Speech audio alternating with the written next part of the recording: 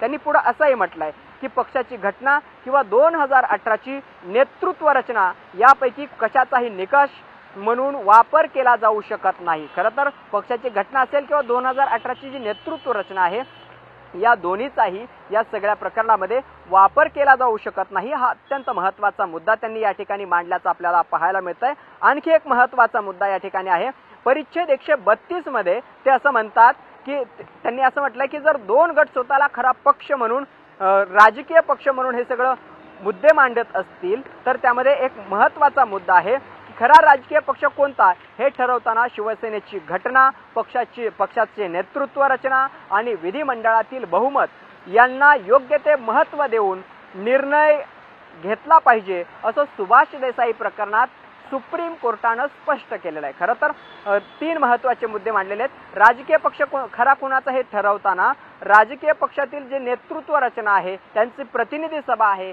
पक्षप्रमुख आहेत आणि त्यांची जी मूळ रचना आहे संघटनात्मक रचना, त्या रचनेचा विचार केला जावा। त्याबरोबरच विधिमंडळातील बहुमताचा विचार केला जावा आणि आणखी एक महत्त्वाचा मुद्दा म्हणजे शिवसेनेची जी घटना आहे या घटनेचा विचार केला जावा। अशा या 3 मुद्द्यांवरती पक्ष कुणाचा हे ठरवता येऊ शकतो। या संदर्भात बहुमताची चाचणी करता येऊ शकते असं सुद्धा त्यांनी सुप्रीम कोर्टाने म्हटलं होतं। तोच धागा तोच गाभा या ठिकाणी कपिल सिब्बल यांनी मांडल्याचं आपल्याला पाहायला मिळतंय। आणखी एक महत्त्वाचा मुद्दा 2018ची जी नेतृत्व रचना आहे आणि संबंधित घटना कोणताही विश्वसनीय निष्कर्ष त्यातून निघत नाही आणि त्यामुळेच या निष्कर्षावर आता जो सध्या निष्कर्ष आहे यावरती पोहोचल्यानंतर विधिमंडळातील बहुमताच्या निकषाकडे किंवा यंत्रणेकडे आपण वळूयात असं आता कपिल सिब्बल यांनी म्हटलंय। कपिल सिब्बल यांनी पुढे युक्तिवादाला आणखी काही मुद्दे मांडायला सुरुवात केली असल्याचं आपल्याला पाहायला मिळतंय। कपिल सिब्बल म्हणतात 2018च्या घटनेनुसार ज्या गोष्टी झाल्या त्या सर्व गोष्टींचा आणि त्या घटनेचा फायदा त्यांना मिळालाय म्हणजे एकनाथ शिंदेंना मिळालाय। पुढे त्यांनी असंही म्हटलंय याच घटनेनुसार त्यांच्या पदांची निवड झालेली होती। एकनाथ शिंदे यांच्याकडे देण्यात आलेले जे गटनेतेपद होतं शिवसेनेचं त्याचबरोबर जी मंत्रीपद होती ती याच घटनेच्या माध्यमातून त्यांना दिली होती असा सुद्धा युक्तिवाद कपिल सिब्बल यांनी केलेला आहे।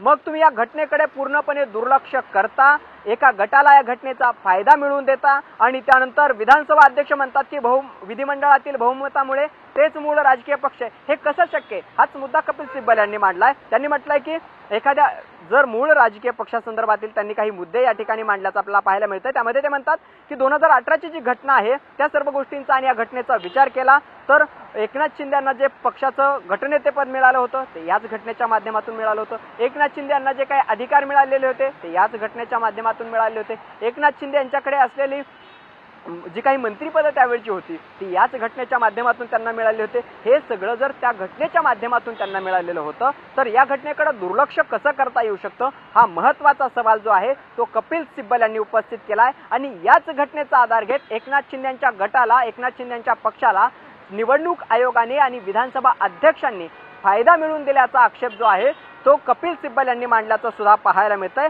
आणखी एक महत्त्वाचा मुद्दा या ठिकाणी आहे विधानसभा अध्यक्ष म्हणतात की विधिमंडळातील बहुमतामुळे एकनाथ शिंदेची शिवसेना हीच मूळ शिवसेना आहे अशा पद्धतीचा निर्णय विधानसभा अध्यक्षांनी दिलाय। त्यावरही कपिल सिब्बल यांनी आक्षेप घेतला असल्याचं आपल्याला पाहायला मिळतंय। कपिल सिब्बल यांनी पुढे असंही म्हटलंय विधानसभा अध्यक्षांनी आपल्या अधिकार क्षेत्रात नसतानाही राजकीय पक्षाच्या नेतृत्वाची तुलना 1999च्या पक्षाच्या घटनेशी केली। खरं तर हे राहुल नार्वेकर जे विधानसभा अध्यक्ष आहेत त्यांच्या अधिकार क्षेत्रामध्ये हा मुद्दा नाही असं कपिल सिब्बल म्हणतात। त्यांनी म्हटलंय की आपल्या अधिकार क्षेत्राच्या बाहेर जाऊन त्यांनी ही टिप्पणी केलेली आहे की 1999च्या पक्षाची जी घटना आहे या घटनेशी सध्याच्या नेतृत्वाची तुलना त्यांनी केली आणि हा मुद्दा सुद्धा या घटनेनुसार पक्षाच्या घटनेनुसार योग्य नसल्याचं त्यांनी म्हटलंय। तसा निष्कर्ष आता कपिल सिब्बल यांनी या ठिकाणी मांडलाय। हे त्यांच्या अधिकार क्षेत्रात कसं येतं? मी राजकीय पक्ष आहे, रचना हीच आहे, उद्धव ठाकरे पक्षप्रमुख आहेत, या गोष्टींना ते स्वतः मान्यता देतात आणि त्याबद्दल त्याचा कोणताही जो काही विरोध आहे तो त्यांच्या पक्षातून एकनाथ शिंदे यांनी आणि इतरांनी कुणी केल्याचं पाहायला मिळत नाही। याकडे सुद्धा कपिल सिब्बल हे यावरती बोट ठेवत असल्याचं आपल्याला पाहायला मिळतंय। आणखी एक महत्त्वाचा मुद्दा त्यांनी या ठिकाणी उपस्थित केला आहे की एकनाथ शिंदेची नियुक्ती आहे ती सुद्धा यानुसारच झालेली आहे। त्याबरोबरच पक्षाच्या याच रचनेअंतर्गत एकनाथ शिंदेची नियुक्ती झाली। मग 1999च्या घटनेचा ज्यामध्ये मुख्य नेता होण्यासाठी एकनाथ शिंदेनी ज्या घटनेचा संदर्भ दिलेला आहे त्या घटनेचा संबंध येतोच कुठं, हाच महत्त्वाचा मुद्दा कपिल सिब्बल यांनी पुन्हा एकदा उपस्थित केला आहे। केवळ काही कागदपत्री आणि अभ्यासाचा विषय नाही, हे प्रत्यक्ष राजकारण आहे। खरं तर त्यांनी हा मुद्दा आता भावनिकतेकडे झुकवल्याचं पाहायला मिळतंय। त्यांनी म्हटलंय की हा कागदपत्रांचा मुद्दा नाही, हा राजकारणाचा विषय बनवला गेलेला आहे आणि त्यावरच कपिल सिब्बल यांनी बोट ठेवलेला आहे।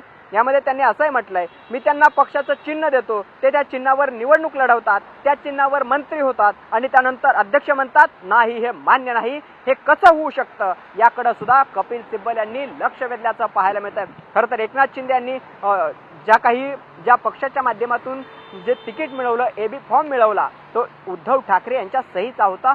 त्यावरती पक्षप्रमुख म्हणून उद्धव ठाकरे यांची सही होती आणि हे असं असताना सुद्धा विधानसभा अध्यक्ष असं कसं म्हणू शकतात की जी काही घटना आहे त्या विधिमंडळातील बहुमताच्या जोरावरती ते कसा निर्णय देऊ शकतात, याकडे कपिल सिब्बल यांनी सुप्रीम कोर्टाचं लक्ष वेधलेलं आहे आणि त्यामुळे सध्या राजकीय पक्ष आणि विधिमंडळ पक्ष यामध्ये जे काही विधानसभा अध्यक्षांनी घेतलेले निर्णय आहेत, विधिमंडळ पक्षाला सर्वश्रेष्ठ ठरवून त्यावर कपिल सिब्बल जोरदार हल्लाबोल करताना आपल्याला या ठिकाणी पाहायला मिळत आहेत। श्यामल, नक्कीच भरत, सध्या प्रश्न आणखी तुम्हाला विचारायचेच आहेत। आपण सामान्यांपर्यंत या संपूर्ण सुनावणीचे अपडेट्स देतच राहू।